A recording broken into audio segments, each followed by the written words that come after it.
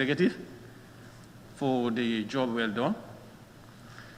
Said in the section 226 that the first requirement that before the bill is here today has all been met by the executive, and we thank them for the wonderful job. And also, Honorable Speaker, as said by my honorable colleagues, this is a very important document, and we are in a time that we believe that, yes, we need to have a new law in this country to guide our operations. But as said by the Banjul note, yes, in as much as we want to have a new law, but also we have the right to look at what is embedded in that law. That is key, that's important. Okay, Banjul Center, sorry. Honorable Speaker, I think my take on this draft will be very, very simple and straightforward. Yes, we know the CRC cannot do all. We assign them. If you look at the CRC, the act that we passed here in 2017, we assigned them to go and do a job for us. 2017.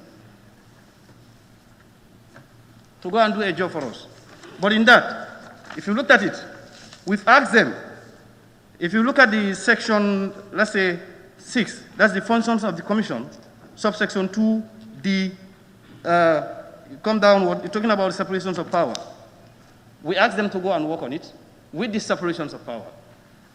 Honorable Speaker, nobody, no genuine Gambian will tell you that we're not in support of this draft constitution. No, we are not saying that we're not supporting this.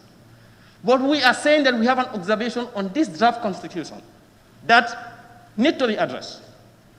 Simple. Honorable Speaker, we talk about the term limit.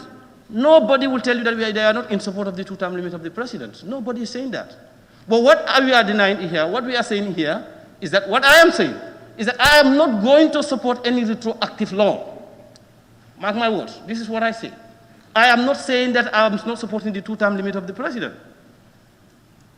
And this is the key. This is important. We need to know this. Honorable Speaker, if you look at the powers given to the National Assembly, I believe we need a separation of power.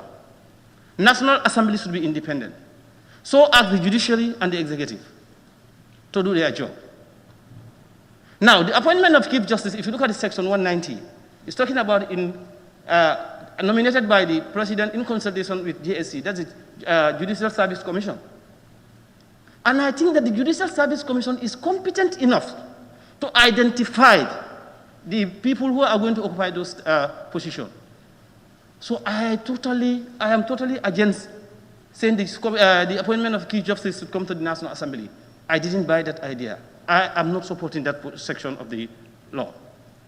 Honorable Speaker, if you go further to the appointment of the ministers, Honorable Speaker, in as much as we want accountability, but let's just reflect our mind on the reality on the ground here. What has happened here? In the appointment of some people, we have seen that some people are politicizing it. And this might continue.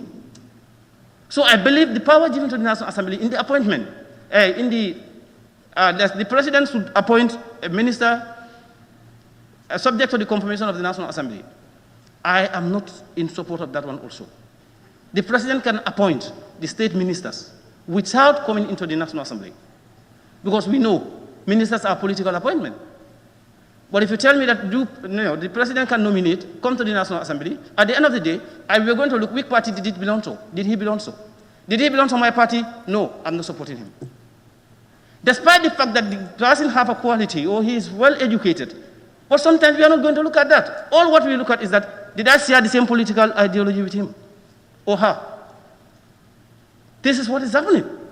So in that section, Honorable Speaker, I am not going to support that part of this draft constitution. And let me make my stand very, very, very clear on that.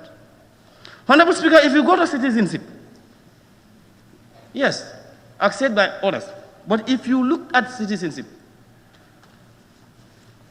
I think we should be very, very mindful here. When you say that you can claim a citizenship of the country through your grandparents in the Gambia, but if you are born in the Gambia here, brought up here for 20, 30, 40, 50 years, yet still you cannot be a citizen of the Gambia. Unless if you just naturalize or you get married to someone who is a Gambian citizen. So what are we trying to say? What signal are we trying to send out to the people? Let us ask ourselves. In much as we want a law, in much as we want a draft constitution, a constitution that is going to guide our operations, we should be mindful. No, that's true. If you look at this one, there is a lot of rights. You have about plus 35 rights. Right to education, right to health, sickness right, old age right, youth right. It's all there. We have no problem with those rights. But the implementation aspect of those rights is what we should be asking. That is the key. The Minister of Justice should tell us what plan did they have for the Gambian people when we pass this. Let's say right of administrative actions, right to trial, freedom of expression, freedom of media, access to information. What plan did they have for the Gambian citizen before we can just talk about right? It's important. Every human being should have a right in a country. That's the key. Honorable Speaker, someone mentions about the selection of a speaker. That's a Banjul Central, if I get him right. I am also in support of that. The speaker should be selected within the National Assembly members, not outside. And the process of also removing the speaker is not clearly stated in the draft. By the deputy speaker is clearly stated, but the speaker is not clearly stated. Because if you look at this draft, you say the president can appoint a minister subject to the approval of the National Assembly. But that the same president can revoke the appointment of that state minister. That's been confirmed by the National Assembly. So let's balance the two and see.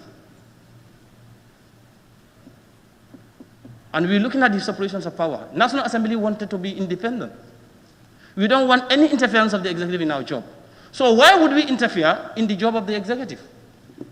With this political cloud that we are in today, you can appoint a state minister at the end of the day because of he said, I'm not in the same party with this you, then there will be a lockerhead. The executive will not be able to do their job. So I think that should be left with the executive to decide. That is my take. Honorable Speaker, if you also looked at the Judicial Service Commission, okay, or the judges, the financial aspect of it, I believe what has been stated there needs to be looked at. Yes, we know judiciary, they are independent, and it is a very important, it's a key area. But also, we have to look at the resources available in this country. That is the key. We need to look at that one also. Honorable Speaker, if you looked at section 49 of the draft, and then if you look at the interpretation clause of it, that's the freedom, all those freedoms. Because sometimes, some people have these problems. You talk to some people, they will tell you, yes, in this draft, there's a freedom of expression. In this draft, there's a freedom of education.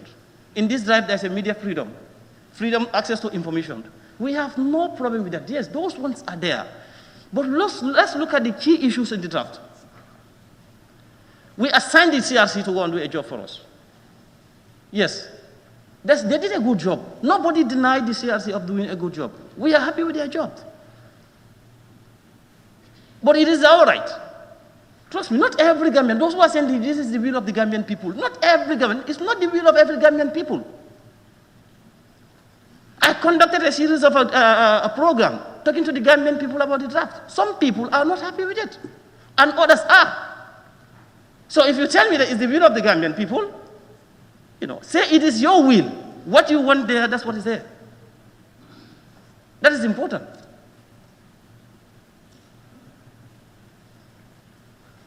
Honorable Speaker, I think we let me just make it very, very short.